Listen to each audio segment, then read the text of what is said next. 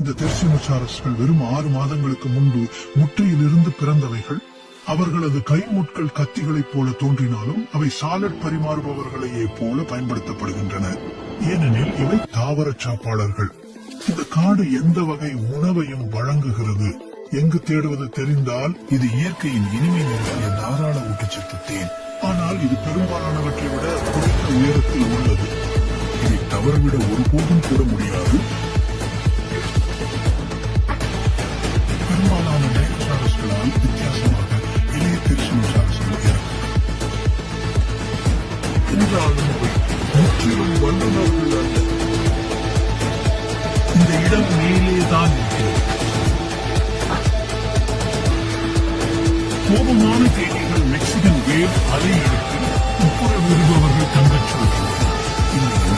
விளைவுகளை சுமக்கவே நீங்களேதான் மட்டுமே வேண்டியிருக்கும்.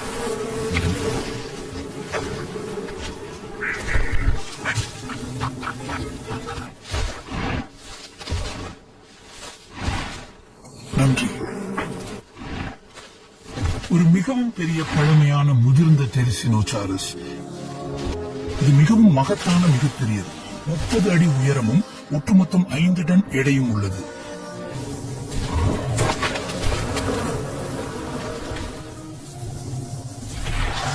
தேனீகள் எவ்வளவு முயன்றாலும் இதை முற்றிலும் முழுமையாக நிச்சயமாக தடுக்க முடியாது.